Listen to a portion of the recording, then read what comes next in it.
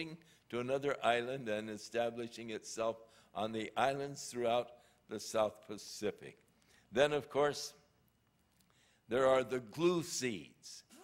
They exude a little glue when you walk past them.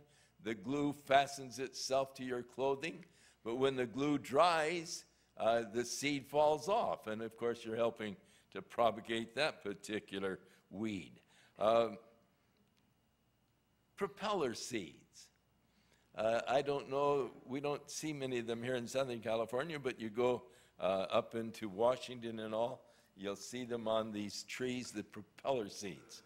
And they have sort of a fin attached to the seed, and when the seed drops from the tree, this little acts like almost a helicopter blade, and it just pushes itself out away from the tree so that it gets far enough away that it gets enough sun and all that it can grow, and thus the forests are developed. And God's ways, you know, the Lord said to Job one day, Job, who waters the wilderness? You know, you've got your garden and you've taken care of your garden. You've got to irrigate it and water it and, you know, tend to it and so forth.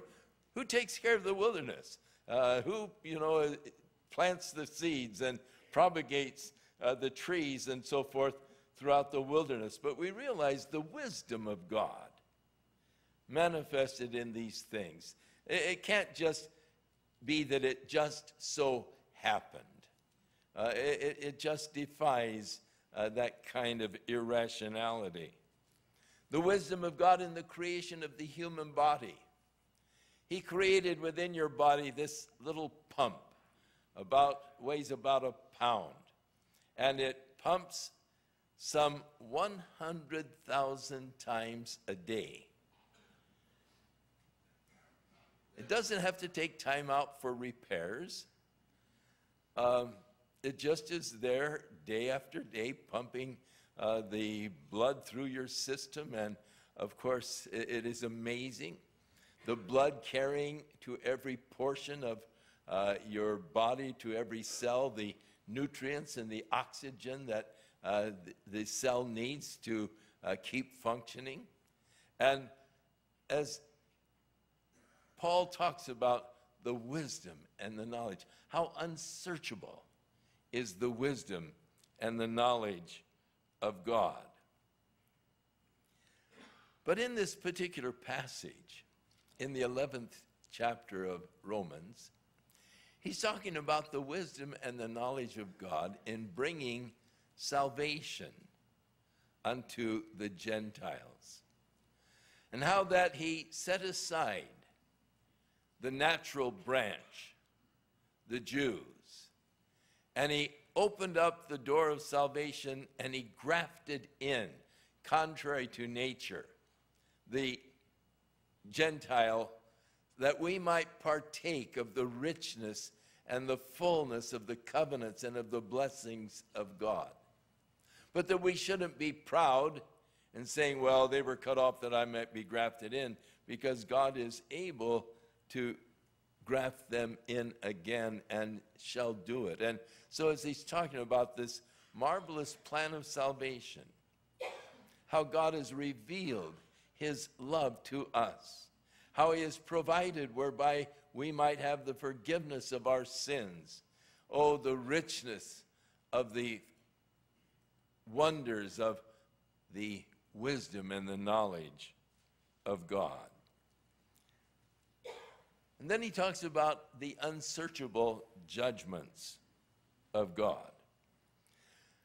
God declaring to us what is right and what is wrong, the things that we ought to be doing and the things that we should not be doing, the unsearchable judgments of God. And you know, as I look at the law of God, I have to say that the law of God is perfect. I have to agree to it. God has not forbidden you to do one beneficial thing. If it's good, God says, do it. If it can harm you, if it can harm others, then God said, don't do it. And so the judgments of God are so perfect. God is right in all of his doings. And oh, the folly of man to really question the fairness of God. As Paul asked back in chapter 9, who are you to reply against God?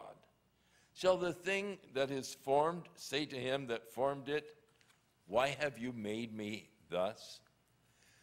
The ways of God are beyond our finding out, and this is the fourth thing that he points out here in this verse. But I do not always understand the ways of God, or the whys of God. They are beyond my finding out. Why did God allow this to happen to me? Why did God do it this way?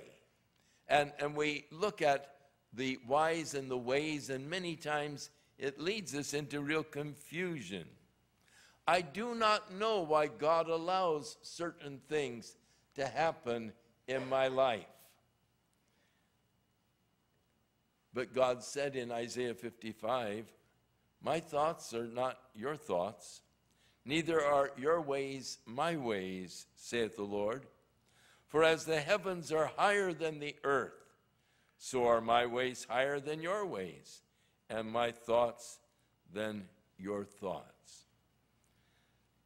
For Paul goes on to say, for who has known the mind of the Lord, or who has been his counselor? I need to acknowledge and recognize that God is working in my life to accomplish his perfect will. But I really don't know why God allows certain things to happen. It's because